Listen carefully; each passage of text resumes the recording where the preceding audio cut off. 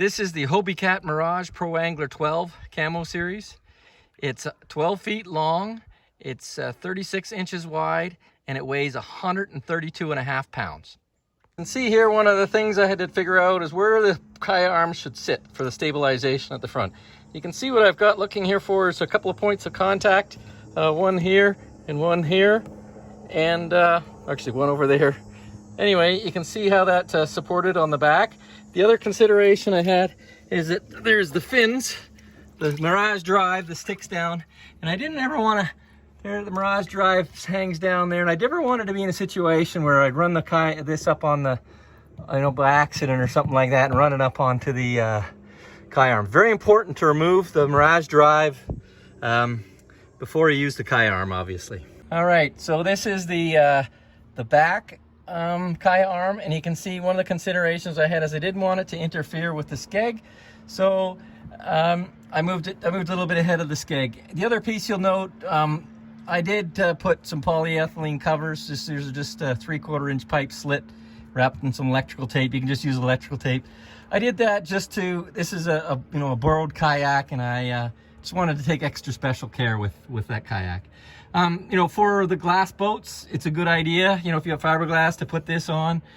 You can decide if you're really concerned about scratches in a plastic kayak like this, you could go ahead and put these on.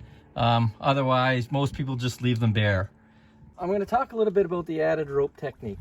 And what I like about the added rope technique is it helps you spot the kayak precisely on the arm pretty much every time. Now, in tidal waters, it doesn't, the level will change and that'll become a little more difficult. So what I would do in that situation is have a loop like this, and instead of being able to tie here, I'd have one of these cleats where you can, where you can pull a rope through and get it the way you wanted, just like I do right here. And if I got one of those and I put it right here, or right here, and that way I could lock it on. On shorter, fatter kayaks, the tendency is for when you step into the kayak is to push out a little bit. Okay, and what happens here is this added rope technique. It helps the kayak prevent it from splitting out that way, and holds the kayak more firmly on the arm itself. So you get a little bit more stability. In fact, on larger, fatter kayaks, it's more important. I think I always want to have this added rope technique for the shorter, fatter kayaks. So okay, you can see here that it keeps this from being from the back end from coming out, and it keeps it on the KayaArm. So very important, the added rope technique on shorter, fatter kayaks. So when mounting heavy kayaks, it's very, very important to get the mounting right. And I'm going to talk through the important features. First of all, what I ended up doing was bolting this 2x6, or actually 2x8, onto the stringer itself, okay? So I got a very good firm hold. The next thing I did when I plumbed this, okay, I over plumbed it so that when I put the shims in, I made it tip out at it tipped back at the top. So when the kayak is loaded, it was plumb. So it's very important when you're lifting heavy kayaks that you've got a plumb mast. If it goes in at all, it turns in like that at all, you're going to end up with a lot of friction, and it's going to be very difficult to pull. You saw how easily I did it earlier? That was because I had this plumb. If you have issues at all, if it's sticking, it probably is not plumb when it's when it's holding all that weight.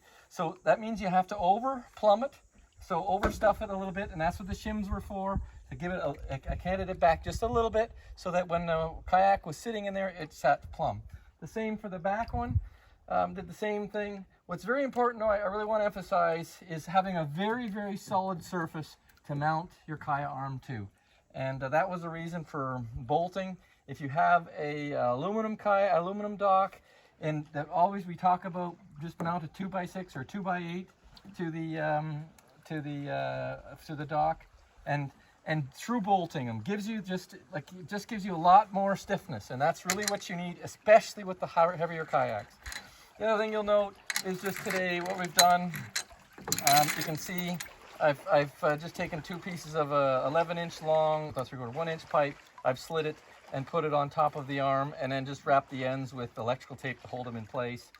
That's just to prevent the scraping of the kayak, because that one was a brand new one, and I don't want to be scraping that one up. I've also put a little piece of 1/2-inch tubing here on top of the shoe itself, just in case the KayaArm rests up against it, or the kayak rests up against it.